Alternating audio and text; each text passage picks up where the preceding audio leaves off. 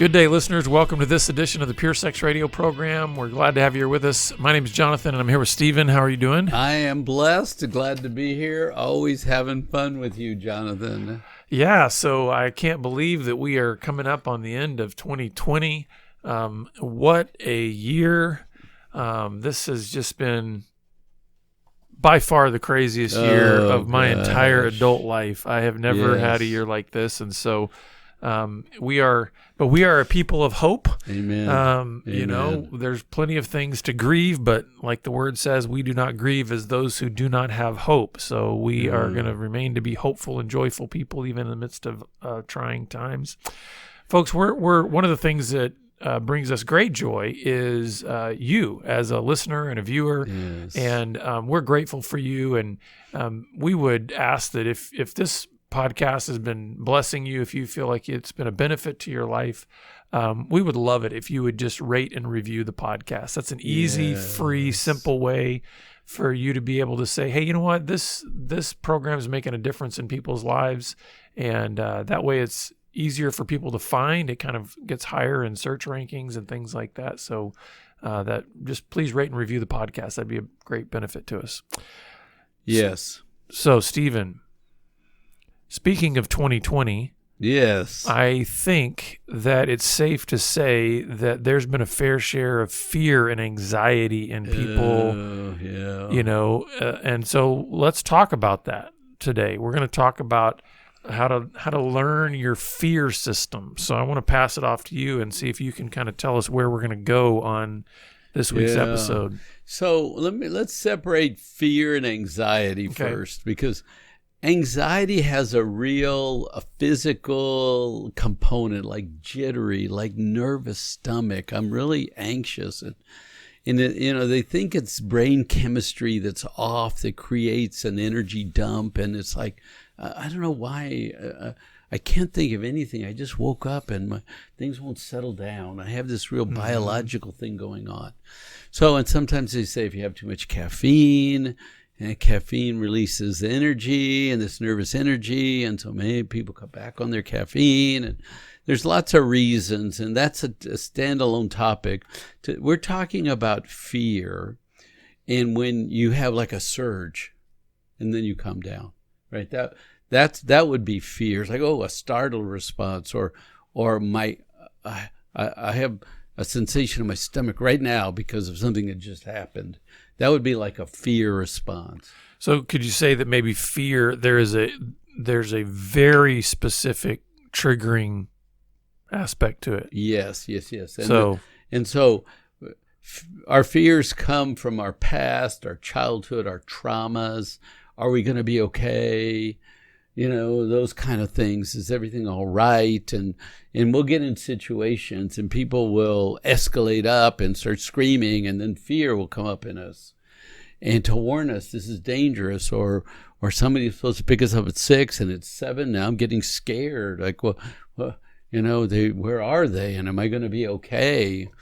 So I see fear as a good thing. Yeah. I see a warning system, right? Exactly. Yeah. It warns us that there's danger, and all systems to the front.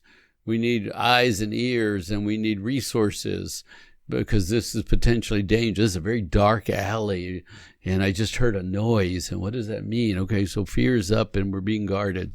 So some people say, you should never fear. It's like, please, it's a biological, it's an energy, an emotional thing that protects us.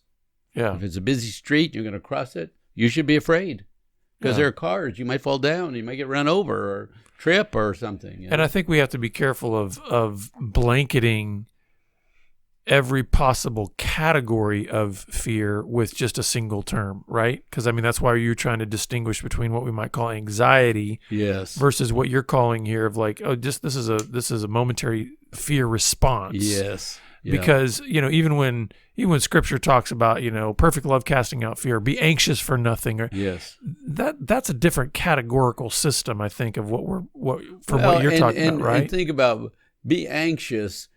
Meanings he wants us to be restful. Don't be worrying about. Right. And the point is, we're going to be. Right. Yeah. And he's trying to comfort us. People go say, you see, it says you should never have it. Don't be. No, I think he's saying that's going to happen to you. So try to come off that. Try to get back to rest. Don't just live in it. Move it. Yeah, it's more about instructing how you redirect when that happens, not saying get to a point where it never happens. That's right. I don't know. Those extreme where never fear, never be anxious, never, never, never. It's like, well, we're human beings. We're flesh. What are you talking about? How can we never? That's the God's job, to be the perfect being. So I see fear as a good thing, and most of the things that there's a connection to our past when we feel fear, and most of us carry a lot of fear. Mm-hmm. And I really think there's a few basic fears that come with being human. And if you know what your fears are, you can run your body better, because that same one will come up and again and again and again. It's like, in my mind, fear is a pattern. It's a belief and it's a response. And when that situation presents itself, like rejection, mm-hmm. if you were not loved well as a child, and you felt rejected, then any time in adulthood you get rejected, your body's going to respond the same way. Yeah, I'm going to be afraid. Yeah, and it says, hey, this is a dangerous situation. These people might reject you. And what do you want to do? Because I'm warning you that this. So a lot of people see fear as a bad thing and say you shouldn't have it. I say fear is a normal thing, and I think you should even talk to your fear because it's there. And have you ever noticed you have like good friends and bad friends? Like some friends you go, keep talking. Other friends you say, shut up. Okay, you already told that. You already said that. Okay, that's all you do. It's like, so the fear friend warns you. And then I say, okay, fear, I'm warned. You can sit down now. Your job is done. That's all you do. Fear only does one thing. Danger, danger, danger. Warning, warning, warning. That's it. It doesn't turn to happiness and then turn to sadness and then turn to grief. No, it just says danger, danger. Fear says danger. And you get this body response. It's like, okay, pay attention. I'm about to be, I'll use that example of rejection. Mm-hmm. So fear comes up. Fear is my friend. It only does one thing. Hey, we're in danger of being rejected. And I say, okay, good job, fear. Sit down. Thank you. Right? Because people say, well, don't act like it's not there. Act like it's not there. Have you ever noticed that doesn't work? Right, exactly. Pretend. Don't look at it. Ignore it. Or try to do something else. It's always here in your ear. Do something else. It's like, no. The only thing I've ever learned from trying to have that mentality of like ignore it or pretend is it just prolongs how long it's going to be tormenting me. Yes, you know? That's exactly right. It's not going anywhere. And as soon as you're done with your distraction, it's still there. Right. So why don't we recognize it and let it be, because we've already decided we need it. But have you ever noticed that fear doesn't take over your mind? Have you ever noticed that fear doesn't have great power and knock you to the ground or fear's going to make you go eat something you don't want to eat. It's going to put it in your mouth and you're going to have to chew it. Fear has no power. It only has suggestion. Yeah, warning. Right? Danger. That's it. It doesn't take over your mind. It doesn't take over your body. It doesn't change anything else. When you realize what fear is, it's very limiting. Well, what I'm saying is I think and maybe I'm getting into the wrong category here, but sometimes when I think about my own fear, like, oh, okay, man, something happens. And like you said, it's connected to history or whatever. And when fear rises up, if I don't have that moment to sort of just talk to it and say, okay, sit down. Yeah. Then the what if train can get started in my mind.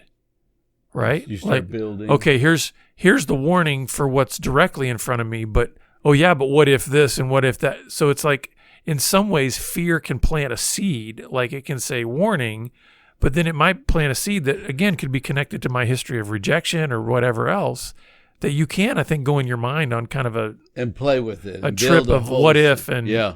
So where this comes from, I'm at a conference and this is a small group of people and this lady's talking. And she says, before I speak, I get scared. And then she says, There's usually a body symptom. So like a pressure on my gut or a churning in my stomach. If you pay attention, they say somewhere in your upper torso, it could be up in your upper chest or in the middle or lower. If you pay attention, you're going to fear will be stored in your body somewhere, because it's always the same spot that goes off again and again. So like my gut, and my fear would be I'm not good enough. And so when I mess up and somebody says, well, that's stupid, it's like immediately my gut tells me, and fear goes, oh no, you're not good enough. You're not good enough. Right? You're about to be found out to be not good enough. And so let me jump back to the speaker. She says, oh, I get my body symptom, I get my fear, and then I say, hey, fear, what's up? I thought that is so beautiful. My warning went off. Hey, fear, what's up? Then I thought about it. Oh, I'm going to speak in front of these people. Some of them might not like what I have to say. Well, some people may get confused or get angry. This is dangerous. Hey, thanks, fear. Good job. You can sit down now. I got it now. I'm going to be cautious and careful and meticulous. I'm going to do my presentation now. Right? So isn't that an elegant, beautiful way to let fear be? Yeah, because for one thing, I can identify with that specific example, because there's still to this day, there's never a time that I don't get up to speak that I have that kind of nervous, fear response. But I do think there's something liberating about being just brutally honest about the reality that fear just showed up. Owning it. In other words, because I think where those symptoms get worse and worse and worse is when we are trying to quote unquote overcome our fear. Yes, that's right. Live beyond it. Well, right. what I hear from this speaker is she's essentially saying, "Hey, I see you there. I recognize you. You've sat at the table, and appreciate it." Good so job. there's not the sense of like, I need to go overpower and beat with a club in the corner my fear. Yes, it's like, no, she just said, it's there. I see you. And I don't have to be terrorized by you. Right. And that's exactly right. People get afraid and then they act like it's this monster and a hurricane with, swirling debris. And it's this massive. No. Fear does one thing. It shows up and it warns you danger. That's it. And it's a friend. Sometimes it scares you at the wrong time. And that's why I say sometimes it's a questionable friend, because they were just mad. Why am I feeling rejected right now? They were just mad and thrashing. And fear goes, oh, this is dangerous. It's like, settle down. Thank you. Good job. Right? Because I have to learn me. I have to learn this body. And so there's a book that's called The Body Keeps the Score, where they've studied trauma. It gets stored in the body. So if you're ever rejected, if you're ever abandoned, if you're ever neglected, if you're ever hurt or abused, there's probably a place in your body. And when somebody triggers that fear, that place responds in your body. Mm-hmm. Why? Because that body was back there. And the body remembers it, and the body stored that story somewhere. So for the rest of your life, you could be triggered in the same place, and your body remembers how painful it was, and it's getting you ready. And some of what I'm hearing you say in terms of this idea of learning your fear system, and then of course you talk about maybe how to even continue to respond to it, is that we're trying to. We're not necessarily trying to say, I need to have an expectation that I should get to a place in life where I never feel fear, where I never have a negative reaction, where I never feel this in my body. No, that's right. What I'm hearing you say is it's sort of reframing our expectations to say, you know what, these things that we carry from our histories, these things that are still stored in our bodies and that we feel, we don't have to respond to them in the same way that we've always responded to them. Mm-hmm. So I think there's a sense of freedom that I'm hearing from you of saying, even if it's true that this stuff gets stored in my body and may still be stored in my body for the rest of my life. Mm-hmm. It doesn't mean that the way it affected me previously has to be the same way it affects me moving forward. And the way I acted, yeah, or the getting lost in it, right? Or what you said a minute ago, I didn't get, but I'm thinking about it. It makes more sense that. So mine is I'm not good enough, right? That's my core fear. That I go, then I can build a story. You always screw up. Why do you always screw up? You're not that good, and they're going to see that you're flawed. And man, don't you know there are people that are smarter than you and better than you? And why are you pretending? Man, I can build a whole story on how I'm not good enough. Yeah. But and then see, now you have to remember, it's like we have two brains, right? We have the lower brain, which is our survival brain, and we have our resource brain. And I'm in my survival brain until I can get to my resource brain. Because you know where Jesus lives? He lives in my resource brain. You know where I'm loved? In my resource brain. But you know the first part comes from my lower brain. Yeah. So fear and warning and body. And it takes, they say, a few seconds to bring the resource brain on. So why am I talking? Because I want my resource brain to come on. Right? Yeah. I'm going to say, okay, fear. I know you're here. You're triggering my core fear. I get it. And I really don't want to spin a story right now. I really want to talk to the Father and remind myself some great truths and some victories and some lessons. And I really don't want to spin a story, like you said. And as a little sidebar, this is why it's also so dangerous when we train ourselves or have been trained to respond to that lower brain with some kind of addictive medicating behavior, right. Whether it be drugs, alcohol, porn, whatever. Absolutely. Because what does that do? That starts to block the ability to even go to the resource brain. Because it keeps us, those activities then actually reinforce keeping us in kind of the lower brain. That's right. So we want to try to create that better flow to saying, okay, that's why we want to remove all those addictive behaviors, because we need to get to our resource brain. We need to get to that. And so what happens, I think, if we're going to put our core fear gets triggered, we feel the tension in our body. Fear says, oh, you're going to be rejected again. And then the story starts, right? Of not good enough, failing, you screw up, any way that you trash yourself with the shame and all the stuff we talk about. And how do I get relief from that? Yeah. Either I get to my resource brain and I start growing and resting, or I go to escaping. Yeah. And I better get a distraction because I have spun the story so far and so long, and I beat myself and torture myself. I have to get away from me. Mm-hmm. Does that make sense? Yeah. And so let's talk then about when you start to make these recognitions, like I'm thinking of the person out there who's going, okay, this is the first time I've ever heard about this, but it's making sense to me because, boy, I know how that fear can be triggered, and I know that how easily I can kind of get into that shame story. And so what do I do? I mean, I even get a little bit about what you guys are talking about maybe becoming more familiar with my fear and seeing it as that friend and being like, okay, I see you here. Yeah. But how do we build on that skill? How do we learn to respond better? That's good. Okay. So once on this show, you admitted your deepest fear. Would you remind us? Well, it's very similar to yours. It's that idea that I don't measure up. I don't measure up. Yeah. Right. And do you know where it's stored in your body?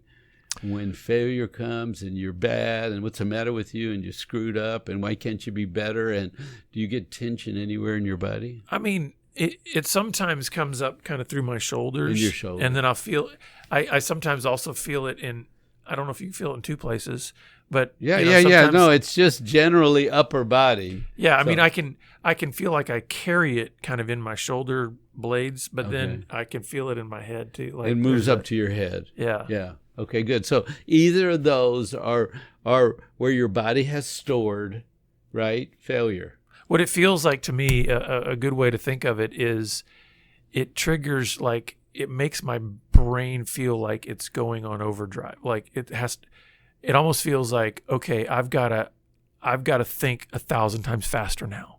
and be better. Because if I'm going to measure up, I mean, I've got to be smart now. So I feel like my brain is speeding up, you know? Right? Yeah. And so that's the response. First the fear, and then we're going to act on it, right? Yeah. And we're going to start running. But in that moment, if you could say, oh, brain, come on, slow down. We don't have to prove. We're the chosen. We're the redeemed. It's okay if they don't like us. If somebody doesn't like me today, guess who does? Guess who died for me, you know? And if you don't like me, that's okay. Other people have not liked me, and I just went on with my life, you know? So if you could, in that moment, start create like a fork in the road. Mm-hmm. So you have an established path, but we're being called to create a new path, right?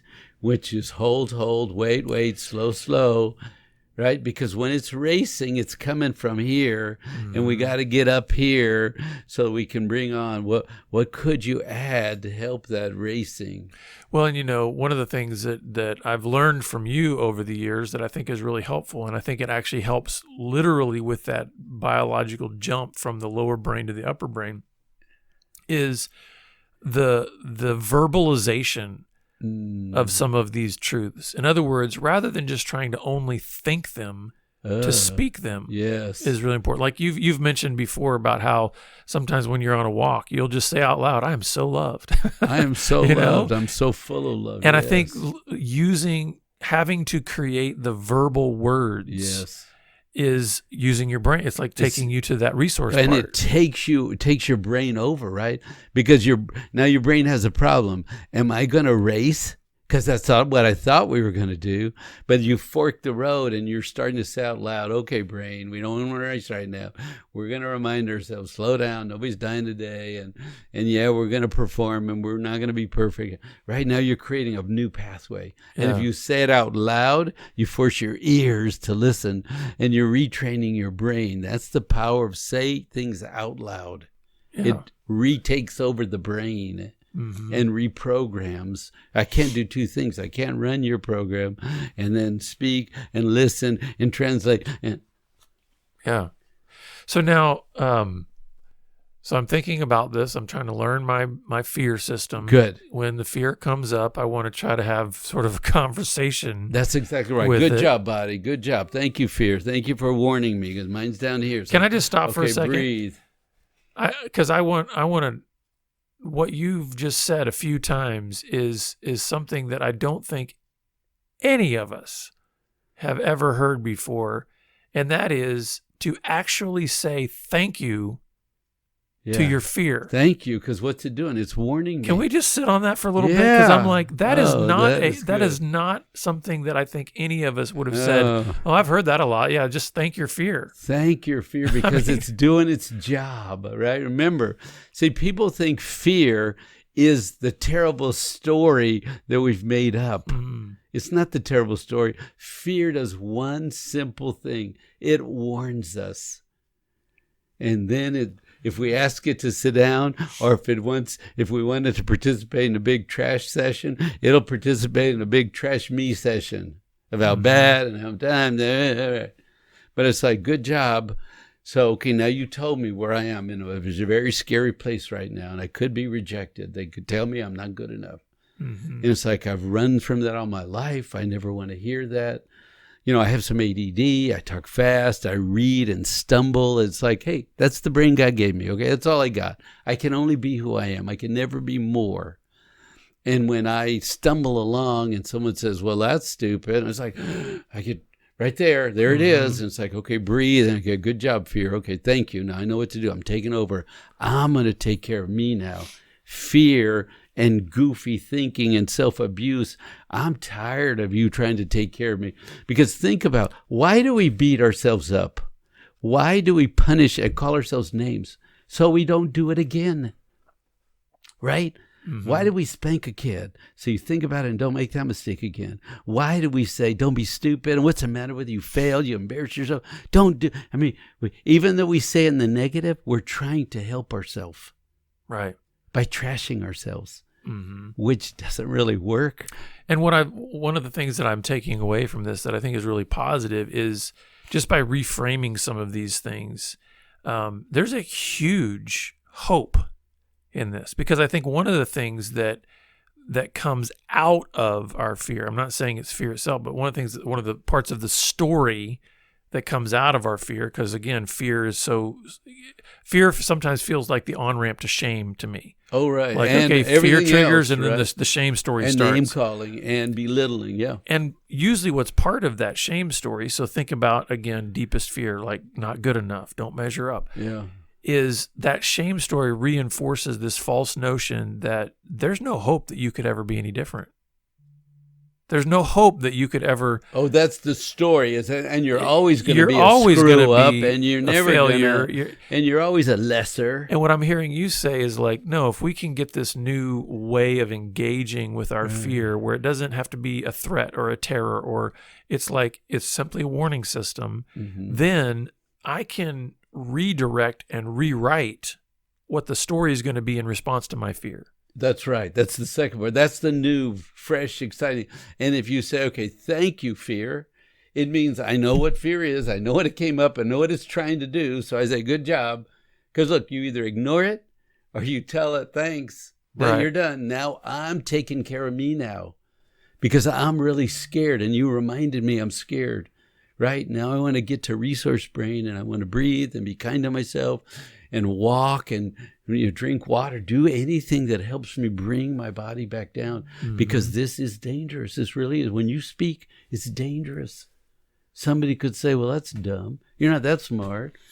What? You think you're that good? You're not that good. You remind me of my brother, and he was a lughead. I mean, people say all kinds of things to you.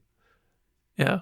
Right? And we have to take care of ourselves. And one of the other talks we talked about, self-care and participating in love. And somebody will come to you in pain and say, I'm taking your joy and your love away. And I'm going to impose my pain on you because I don't like me and you shouldn't like you. Right? Now I'm going to be triggered because they're going to come at me and say, that's stupid. Right. Boom. My warning goes, oh, danger, danger. Remember when you rejected? There's 100 stories in my past where I failed. Yeah. Now, one other thing I want to touch on here, because you actually have it in your notes here on this particular topic, is this idea of, we kind of all have a little kid in us. And how does that connect to this idea of fear? Because you said it all comes back from our history. So that's right. The roots of this come from our childhood in such a way. So how does understanding that help us maybe also reframe what we're trying to do? Is it healthy to think of ourselves sometimes of like when fear comes up of like, okay, there's a scared little boy. Yeah, absolutely. Instead of trying to presume adulthood over this fear, when you said this fear goes all the way back. That's right. To my childhood. To when I failed in school and when the teacher laughed at me and they said, this is a terrible report. Don't anybody make a report like this. And when I wanted to talk to that girl and she talked to another girl and said I was stupid, why wouldn't she want to talk to me? And think about how we grew up and the things that happened to us. There's 1,000 stories of failure and pain. And it's stored in one place. It's stored in one place. And it floods you and says, here it is again. Yeah. Right? And if you remind ourselves, it's just fear. It's just a warning system. What do I want to do now? Because what I've done is spun the story. I love that you illustrated that. I forgot. There's a story of shame and unworthiness and failure. And now nobody's calling us names. You know who's calling us names? We are. Right. We are tearing ourselves up by calling so many names. Terrible things that we've heard. Yeah. And I think that's another positive aspect of the freedom that we have is like, okay, we have different resources now than we did when we were a kid. That's right. In order to be able to respond in a different way, write a new story, and respond to fear in a new way. So, and we have spiritual resources. Right. When we're a kid learning, we don't know anything except I'm trying to be loved. Yeah. But as an adult, we are redeemed and forgiven and chosen, and we're part of a family and a community, no matter what any other human being says to you about you. That's good. We put that next to what he said. I so loved you. I would sacrifice Jesus for you. Yeah. That's good. Well, listeners, we're going to have to wrap up there, but thanks for being with us. We hope this has helped you just even kind of learn your own fear system and hopefully get more, if I can put it this way, more comfortable with just responding to your fear as that friend that's giving you a warning, and hopefully you will be able to, write new stories based on the truth that you are loved and you are a beloved child of God. We look forward to seeing you back here again next week, and we hope you have a great rest of your week. Take care. Amen.